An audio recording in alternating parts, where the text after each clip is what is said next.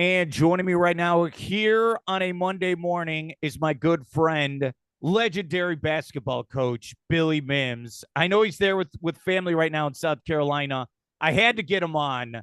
Coach, how you doing today? Hey, look, come on. Last night was Selection Sunday. Hmm. March Madness is full swing this week. We've got the play-in games, the quote first four, taking place in Dayton, Ohio, right? Mm-hmm. This week, and then come Thursday is the best day on the calendar year. Thursday, wall-to-wall basketball, multiple networks. For a basketball coach, a lifer like myself, this is the best week of the year. Well, before we get into your picks, and I think we've been doing this for like 10 years or so, I know you posted a statement yesterday about your status as a basketball coach. So I know you can't get into massive details, but I wanted to bring you on today. You're one of my favorite friends and guests I've ever had in my industry. I always love getting you on. You got great insight. So I wanted you to have the floor. Take it away, buddy.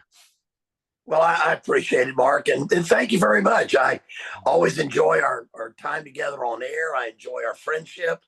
I have utmost respect for you. You do a tremendous job as a sports broadcaster, and I know you're getting ready to go through a bunch of changes yourself. Uh, Yes. but the entire industry is going through changes, and as you look at it lately, I mean, it's very interesting. I mean, the over and under this year for college basketball coaching changes in Division 1 was going to be like 65.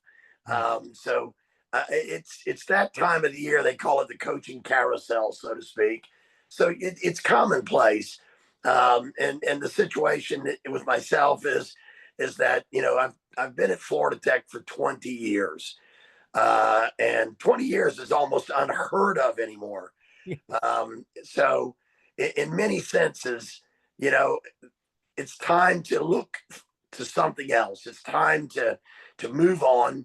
I have a lot of irons in the fire right now, a lot of potential opportunities in front of me, and I'm excited about it. I'm excited about the next chapter in this lifelong coaching saga. As you know, I've been coaching 43 years overall. I just finished my 20th season at Florida Tech. I've done 26 years in the Sunshine State Conference, two teams, Florida Tech and Barry, and it really is time to move on and explore some of these other opportunities. That because I've so locked into Florida Tech for so long, I haven't had the chance to really explore. It's been 21 years since I've even really thought about looking for another job or looking into other opportunities. Um, and it's been a great ride. It's been a great ride. I'm going out as the all-time winningest coach in Florida Tech men's basketball history. 273 wins at Florida Tech, and if somebody wins 25 games a year, which is pretty hard to do, they take a decade to catch me. And I don't even know if there are any coaches out there anymore, Mark, that'll stay a decade at one school. So think the environment, the industry, the business, it's all changing. NIL as and the transfer portal have caused a lot of great coaches, especially one up in your old neck of the woods at UVA this year, Yeah. stepped down during the season because he didn't like where things were going. And I think sometimes too, it's not necessarily liking or disliking where things are going. I think all of us at a certain point in time need a new challenge, need a new chapter to write. And I think once you get that across that, wow, these people are pursuing me for these opportunities, it's different. And if you can get out of your comfort zone and explore those changes, then it gives you those new challenges that really make doing your job so exciting. To go somewhere new, to work with new people, to build a new basketball team, to help create a new success story. So, um, I've had a great run at Florida Tech.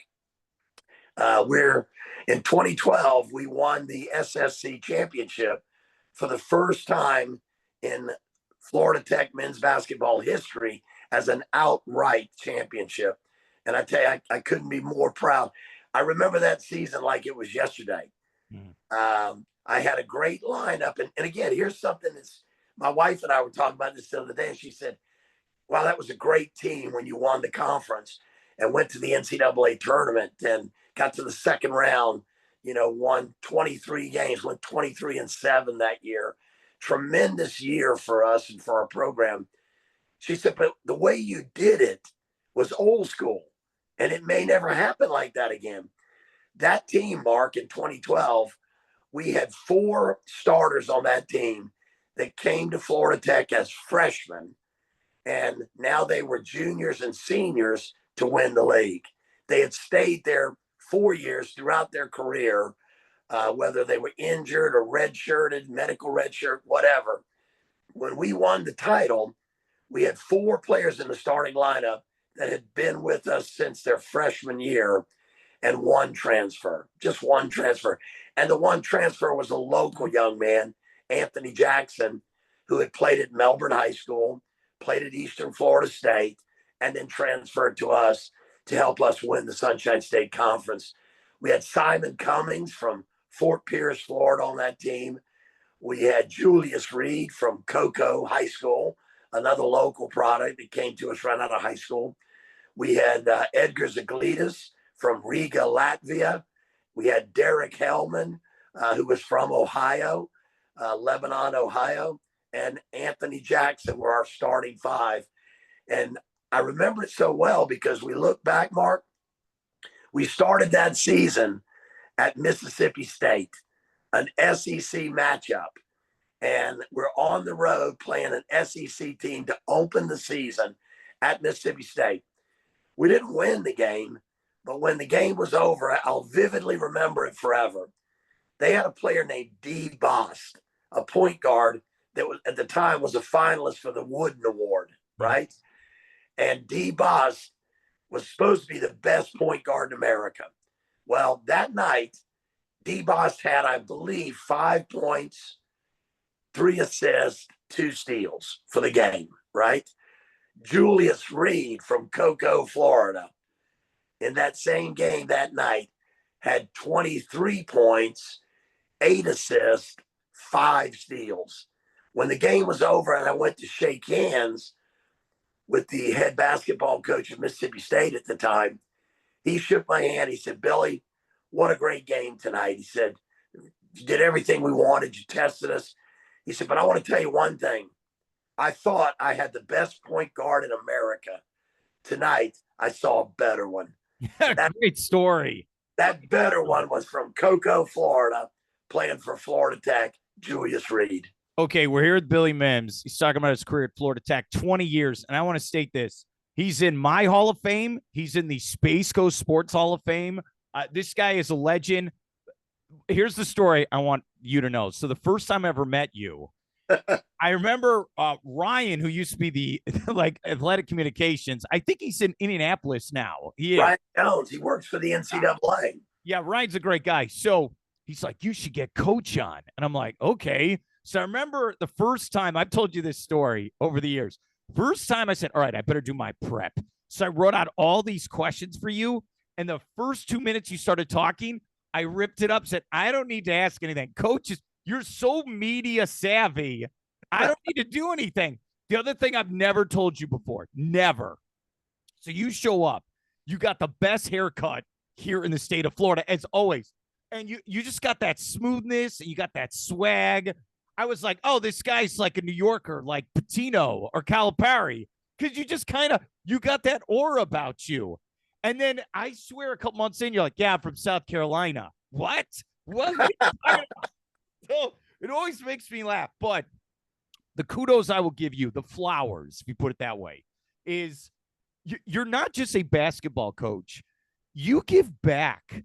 You go to these clinics around the world and teach the game of basketball and just life lessons. And I know you're going to go to the Final Four in San Antonio in a couple weeks, and you really network. And I always love you talk about you're always on these like committees, and you're going over the game where should we change defense? How should we do this? And I love, and again, and I'm so jealous, by the way, where you'll go to like Greece and Ireland, all paid, but you're working there and you're building these connections. And I think that's very key. And I like what you brought up, and I know you love this. You're like, Mark, I'll sit back, I'll hear this all day. I know you love it. So what I think about with myself and I think about you is, a brand, like a brand. Hey, we're a team. Like behind me, you see the Orlando Magic. The Orlando Magic, that's a brand. Florida Tech's a brand. But a brand's only good about the people that are there. The people make a brand. Billy Mims, he helps the game of basketball. There is no basketball without guys like Billy Mims. I hope that makes sense what I'm trying to say here with you. Thank you, Mark. That's a huge, huge compliment. I'm not even sure I deserve it all, but You. thank you very much. The game has been, this is funny. I mean, as I said, I'm a lifer. Yeah. I've been playing the game, coaching the game, since I could walk. The game has been a part of my life. I grew up, as you know, we talked about it. Yeah. I'm sitting in Moncks Corner, South Carolina, right now, visiting my parents. And I grew up on Tobacco Road. When I grew up, the ACC was the mecca of college basketball. I grew up watching Dean Smith coach the North Carolina Tar Heels. I grew up when a New Yorker by the name of Frank McGuire came from New York to South Carolina to coach the South Carolina Gamecocks and really brought big time basketball to the state of South Carolina. Talk about a legend. I was fortunate to attend his basketball camp when I was young and meet Coach McGuire. And he was sort of, my mentor, a hero to me. And that's how I became a South Carolina Gamecock fan, watching Frank McGuire and Gamecock basketball. But the game, really, to me, the game has been my passport, to travel, see the world. I met my wife in London, England. All three of my children were born in England, are dual citizens. But how did that all come about? This little guy from Moncks Corner, South Carolina. Basketball was my ticket to see the world because I got offered a job. I was coaching in Miami. I was at Barry University, head coach and a young head coach in the Sunshine State Conference. And I got a phone call one day about a player named Anthel Hicks, who was a USA Today first team All-American at Barry. And I got a call from London, England, a guy named Barry Dow, wanting me to tell him all about this great player because they were putting together a new professional basketball team in London. And as any good coach would do, I sold my player to him. I was on the phone, and I'm sure you can imagine this. Yes. A couple of hours telling him how great Anthel Hicks was. The next day, he called me back and he said, man, I really liked how you sold that player. But we have an opportunity to take a veteran who's just become available. We're going to take the veteran instead of going with the rookie, your kid. But I want to tell you, I love how you sold him. Is there any chance you'd like to fly over here and interview for our head coaching job? That is how weird it happened, Mark. Yeah. So I did. I flew across the pond that weekend. I interviewed for the job on Friday and Saturday, and on Sunday at Planet Hollywood in Piccadilly Circus, they offered me the job. And I moved to England, and I coached professional basketball for 12 years. And during that time in the BBL, the British Basketball League, coaching against people like Chris Finch, who's the head coach of the Minnesota Timberwolves now, Nick Nurse, who's the head coach of the Philadelphia 76ers, and we were all in the BBL at the same time. Bob Donowall, who's the top assistant coach at Ole Miss right now with Chris Beard. They're dancing this week. Bob was also in the BBL at the time.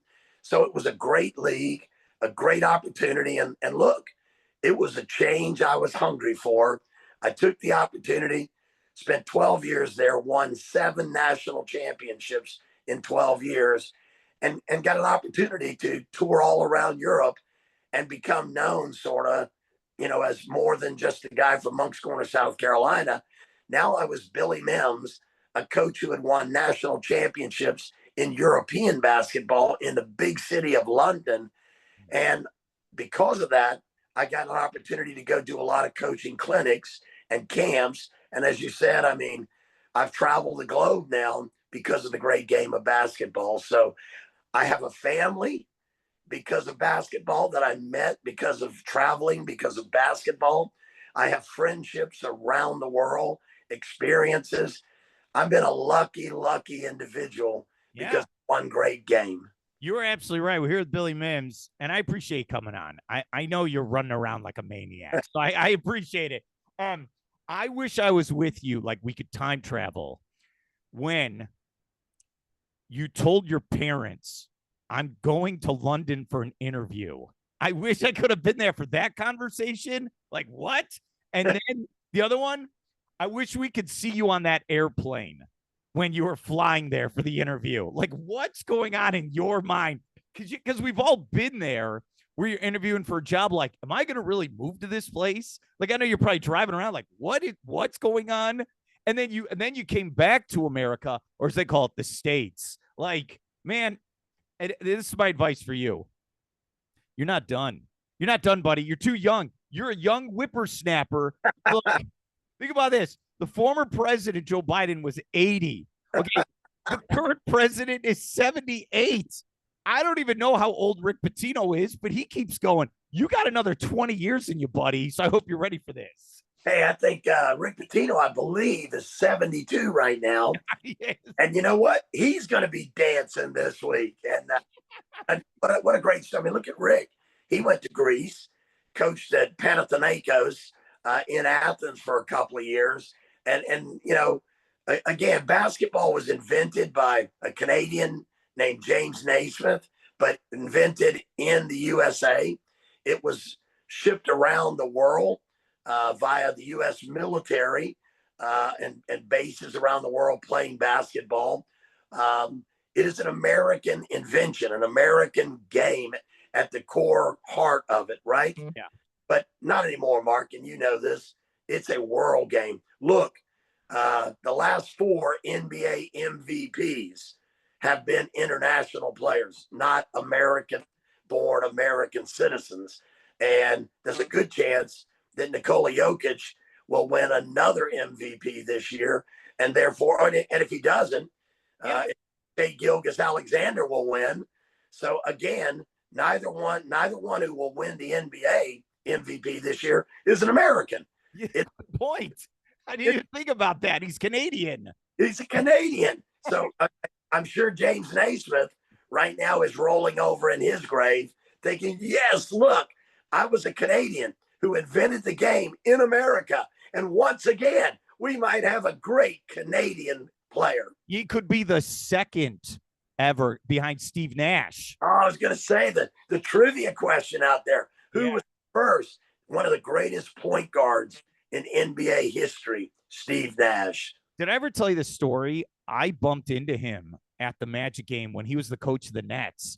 Wow. He must have lost some weight. And I'm not saying he's sick. I'm just saying maybe he just changed the way his body was after he played. And he's not that tall. And you're like, what? He's not tall at all. The fact that it's kind of like when you meet DJ Augustine, who played at Texas, played the NBA for a decade. You're like, what? How did you play in the NBA? Okay, here's what I want you to know. I have never won a bracket challenge. Okay. I'm one of these things where it's just like, I'm at the point, I'm just going to enjoy the tournament. I've given up trying to win, and I cover basketball. How about you? I know you love the tournament. How do you approach it now in this new world we talk about? Well, you know, I just talked a minute ago about my wife and kids and my family. And when we moved back to the States from England and we came back to the NCAA from coaching professional basketball in Europe, that's when we really got into March Madness. And I had been to it many, many times. Mark, going to San Antonio in April this year for the Final Four, I believe that's going to be like my 30th Final Four that I've been to. So, as you mentioned, I serve on a couple of committees. I have been 2 terms on the NCAA regional advisory committee. We call it the RAC, and that's where coaches sit to help with the ratings of the teams to make the NCAA tournament. So you have regional committees that every week, rate the region, and then that helps the national committee decide the best teams to invite to the dance. So I had 2 terms on the regional RAC, the NCAA RAC, and now for the past probably 8 years or so, I've been the Sunshine State Conference representative on the NABC, which is the National Association of Basketball Coaches, the NABC Congress. And that's where we sit around a group of about a dozen of us, and we represent conferences all across the country at the Final Four. And we talk about the future of the game. We try to think about what would be good changes to make, what would be things we don't want to change. So I'm looking forward to going. So it's been a business thing for me because it's what I do, right? You go to meetings there, you network with other coaches there, you schedule games. Here's what I bet you didn't know. What? When I was a young assistant coach at Winthrop University, okay, NCAA Division I, Winthrop University in the Big South Conference, I was a finalist for the University of North Carolina Asheville job, UNC Asheville. And the Final Four that year was held in New Orleans, Louisiana. And I was at the Final Four, and I got this phone call. And this famous show on ESPN called Outside the Lines. I'm sure you've heard of it, correct? Yes, I have. Well, now you're talking to somebody that's been on Outside the Line. Where's the video? I need the video of this. Where is it? Here's what happened, Mark. I was a finalist for the Asheville job, and the athletic director from UNC Asheville said, Billy, we've been asked to do our interview because they want to show outside the lines what goes on at the Final Four behind the scenes. That many coaches come to the Final Four and they get job interviews and they're networking. They're trying to get the next job. So they asked me, would I mind if my interview was televised and part of Outside the Lines? So I agreed. You know me, I'm media friendly as it is. Right. Yes. So I said, you want me to be on Outside the Lines on ESPN? How can this be a bad thing?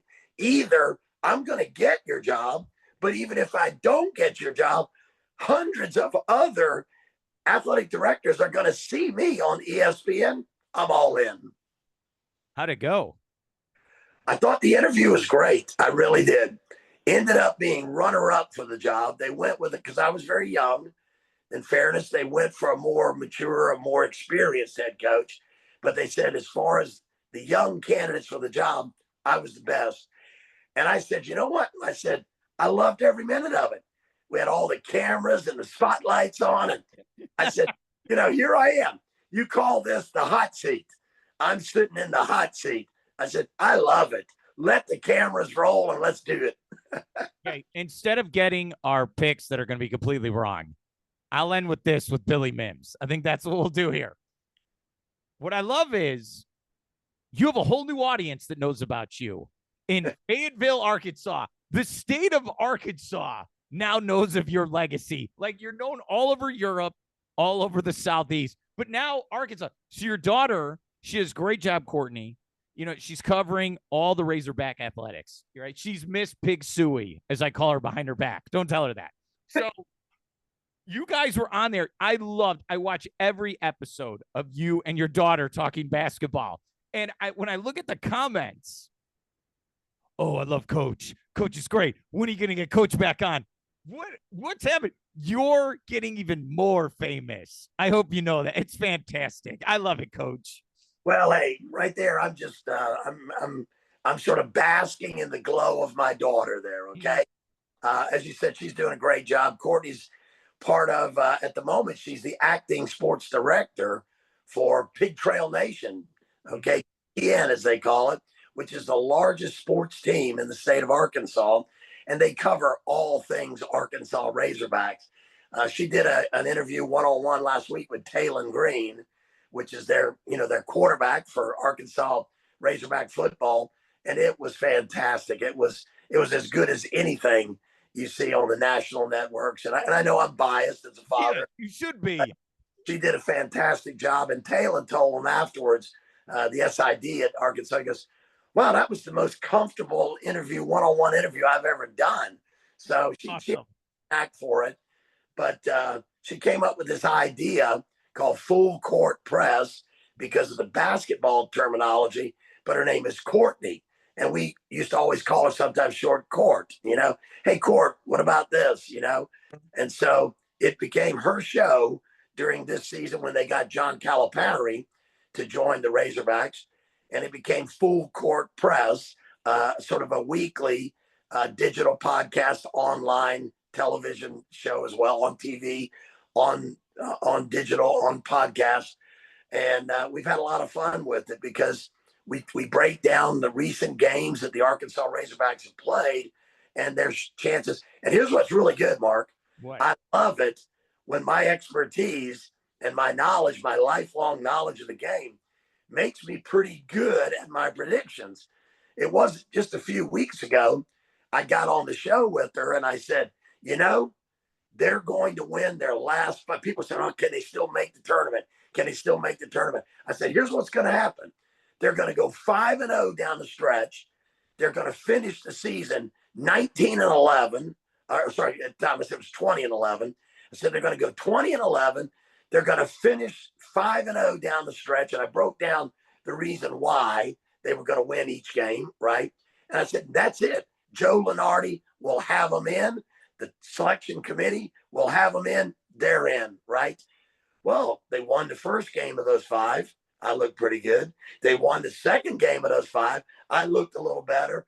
Then the only one of the five they couldn't win, they got blown out here in the great state of South Carolina by the worst team in the SEC, the absolute rock bottom South Carolina Gamecocks. So I was like, oh no, my predictions after that show. And I said, don't worry. 5-0 was a definite. 4-1 down the stretch. We'll still get them there. 4-1, and they win in the SEC tournament. They'll get their 20+ wins. They're in the NCAA tournament. Lo and behold, I was right. They're in. Yeah. Not bad. Here's the kicker. You didn't like me saying your picks are wrong. So you're like, yeah, watch this. Here's what it was. The other thing is what? How about, look at the marquee matchup we're talking about, right? Is that, look at this. Arkansas is in, right? And who are they playing in their first game? Kansas. It's Kansas versus Arkansas, if you like. I like that. And Kansas versus Arkansas. And look at the coaching matchup there. Hall of Fame matchup in round one.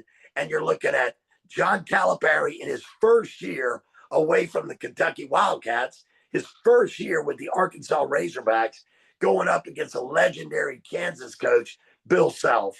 I mean, you can't ask for a better matchup than that of two teams out sort of in the Midwest, the rural central part of America. That is just two legendary fan bases, right? The Kansas Jayhawk fans, Rock Chalk Jayhawk, and Woo Pig Suey. I don't know any other college basketball teams or college football teams that have better sayings than Rock Chalk Jayhawk or Woo Pig Suey, right? I will be completely honest with you. I'll be a homer when I say this. I only care about the Gators in this tournament. Okay. That's all I care about. I go, look, this is it. This is it for the, it's funny. I know we're running out of time here, and I appreciate coming on, Coach. It's like, oh, they're number one seed. They won 30 games. SEC tournament champions. First time since 2014. One seed. First time since 20. Okay. That's great. Welcome to the gauntlet. Here we go. Is that how you, we'll end with this. Is that how you look at it? Yeah, whatever he did in the regular season, that's cute. Now it gets real. Is that how you look at it? Well, here's the thing, and I hate to say this for Florida Gator fans, and I could be wrong on this, but legend, history, when you look at the NCAA tournament, and let's first say, what a banner year for the SEC. Yeah. I grew up on Tobacco Road, right? I'm used to seeing the ACC be the dominant. And come on, North Carolina State, Virginia. You look at the national champions galore that have come out of the ACC. Look at the players, the Michael Jordans that have come, David Thompson, that have come out of the ACC in March Madness, right? The ACC was the juggernaut of college basketball. Not so much anymore. The SEC proved. Now, they've always been a great football conference, right? Now they're the number one basketball conference. 14 teams. Am I right there, Mark? 14 record 14. But they only have 16 in the conference. I know. So if you didn't make it, you're really bad. Like really, really bad. They were taking teams from the SEC this year with losing conference records over teams from the ACC with winning conference records. It just means more. You got to know. I mean, Florida State and Clemson have been complaining about the parity for a while as ACC football members, thinking that they're just as good as the SEC, right? They've been complaining about that. Well, now look, the basketball teams in the ACC got to be going, where's our respect? So not only do you have 14 SEC teams in the tournament, 2 of the 4 number 1 seeds are SEC teams, Auburn and Florida, right? Here's the bad news for the Gators. Okay. And good news for the Auburn Tigers. Okay. History and tradition says that, man, when it's a lot of good teams out there, no one team, there is no undefeated team, right? It's hard to win the NCAA tournament 6 games in a row. You talked about the gauntlet now, right? You've got to win 6 games all on neutral floors. You never play another game this year on your home court. You're traveling, you're playing for the first time on a neutral court, and you're playing an opponent that knows today is do or die, win or go home. The pressure is greater. The atmosphere is greater. It's hard to win. Now, here's the thing. One team is going to win 6 games in a row. 7 if you have to play in the first 4, right? That's why no team has ever won that played in the first 4. 7 games, almost impossible. 6, difficult, but you got to do it. One team out of this field of 68 teams will win 6 straight games, okay? Maybe 7 if you come from the first 4. But every coach out there would say, I'd rather lose in my conference tournament than, because if you win so how many games did Florida just win in the SEC tournament? What was it, 3 or 4? I mean, yeah. So now look, they've just won a gauntlet in the best league in the country. Now they got to go from that to playing in the biggest environment, March Madness, and they got to continue to win. That's the problem. If you lost before you get into March Madness, you have a better chance to win 6 straight. Otherwise, your winning streak goes on and on and on.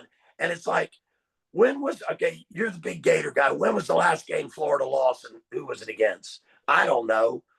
But I'm telling you, now that winning streak becomes that much more difficult for the Gators because they march through the SEC. Other teams, look at Arkansas, for instance. They lost out. They're still in the NCAA tournament. By losing in their conference tournament, they got a little more time to get some injured players healthy.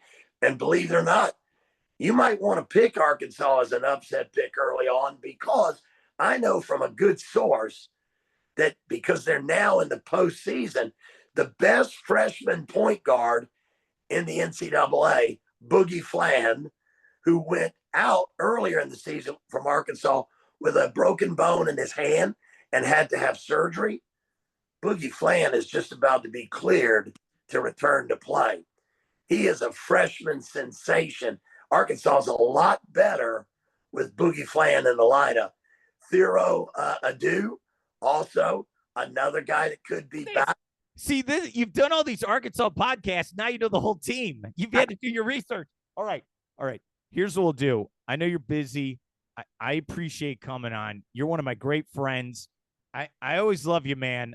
And I know you're going to do great things moving forward. We'll get you back on. And I'd love to get you on from San Antonio in the Final Four. Okay. So, Coach, thank you so much again. And good luck moving forward. All right. Mark, thank you so much. And good luck with the future of the Mark Moses Show.